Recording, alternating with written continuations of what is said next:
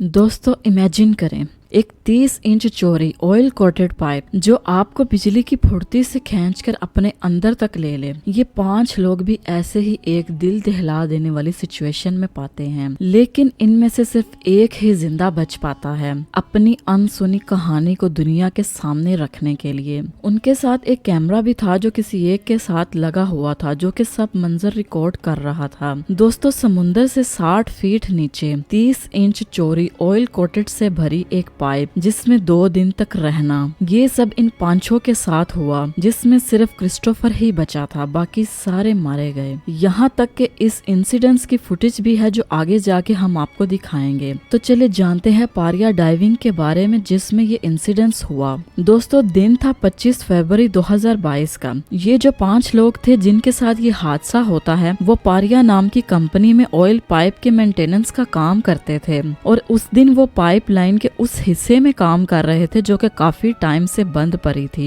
ये एक U shape pipeline थी जिसके एक हिस्से में ऑयल टैंकर अपने कच्चे तेल को अनलोड करते हैं, जिसे बर्थ 5 कहा जाता है, और ये कच्चा तेल पाइपलाइन की वजह से बर्थ 6 में पहुंचता था। उस दिन इन वर्कर्स का काम था इस पाइपलाइन के ऊपरी हिस्से को पानी से सेपरेट करना, ताकि ये लोग यहाँ आराम से खड़े होकर अपने काम को अंजाम दे सकें। पाइप के अंदर हाइड्रोकार्बन बाहर ना निकले इसलिए एयर प्लग भी लगाए गए थे। जैसे ही ये लोग इस प्लग को लगाते हैं तभी एक जोरदार पानी का एक बवंडर आता है और इन 5 को अपने साथ पाइप के अंदर खींच लेता है, और ये इनको 90 सेकंड्स में 120 फीट दूर जाकर पटक देता है, और पाइप सीधा ना होने की वजह से वो सांस ले सकते थे, और ये 5 लोग एक छोटी सी एयर पॉकेट में फंस जाते हैं जहाँ ये सांस ले सकते थे। और ये सब इतनी जल्दी हुआ कि कुछ लोगों की तो हड्डियां भी टूट चुकी थी। काफी अंधेरा था वहाँ। चौंकाने वाली बात ये थी कि जो हवा वो पाइप के अंदर ले रहे थे उसी हवा की वजह से वो पाइप में फंस गए थे। अब उनके पास बाहर निकलने का एक ही रास्ता था, जहाँ से वो आए थे वहीं वापस जाना, यानी कि बर्थ 6 से, क्योंकि पाइप के अंदर कुछ नजर नहीं आ रहा था और उनको समझ नहीं आ रही थी कि जाना कहाँ है। अगर वो बर्थ 5 में चले जाते तो वहाँ बचना मुश्किल था। काफी सोचने के बाद वो लोग तय करते हैं कि जिस साइड पर उनका सर है वो उसी साइड जाएंगे। जब वो जा रहे थे तो एक प्रॉब्लम होती है, पाइपलाइन सीधी ना होने की वजह से कुछ जगह पर तो सांस लेने की जगह थी और कुछ जगह पर पानी ही पानी था। अगर वो सांस रोककर भी आगे जाते तो आगे सांस रोकने की जगह ना मिलती तो वो मर भी सकते थे। अब क्रिस्टोफर और फैजल ये डिसाइड करते हैं कि वो आगे अकेले जाएंगे। प्लान सिंपल था, वो दोनों बाहर जाकर तीनों के लिए मदद भेजेंगे। जैसे ही वो दोनों आगे जाते हैं तो वो एक और एयर पॉकेट में फंस जाते हैं, और वहाँ पर उनको महसूस होता है कि एक ऑक्सीजन टैंक इनके सामने पड़ा है। लेकिन प्रॉब्लम ये थी कि अंधेरा होने की वजह से वो देख नहीं सकते थे कि इसके अंदर ऑक्सीजन कितनी है। खैर वो आगे बढ़ते गए और ऑक्सीजन टैंक खत्म होने ही वाला था कि फिर वो एक चीज से टकराते हैं, और वो था एक और ऑक्सीजन टैंक। उस वक्त तक फैजल का भी ऑक्सीजन टैंक खत्म हो चुका था, और उस वजह से क्रिस्टोफर को आगे अकेले जाना पड़ा। आगे जाकर वो पाइप को जोर जोर से मारने लगा। रेस्क्यू टीम ने उसकी आवाज सुनकर इसे बाहर निकाल लिया। जैसे ही क्रिस्टोफर बाहर आता है वो कहता है कि मेरे चारों दोस्त पाइप के अंदर जिंदा हैं, उनको मदद की जरूरत है।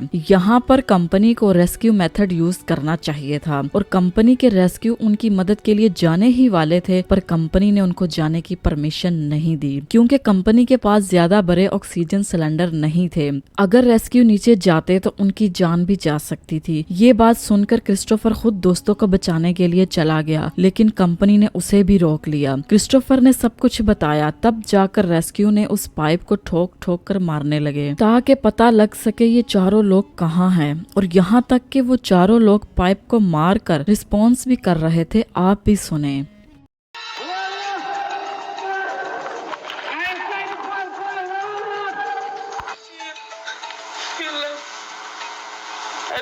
आने वाले 48 घंटे तक पारिया कंपनी ने कोई भी मदद नहीं पहुंचाई और उनको वहां पर मरने के लिए छोड़ दिया, और उन चारों ने बेचैनी से अपनी जान गंवा दी। इस कंपनी की लापरवाही की वजह से इन वर्कर्स की जान गई। इतना बड़ा मामला होने के बाद इनके ऊपर पुलिस इंक्वायरी भी होती है, लेकिन इनको कोई सजा नहीं होती।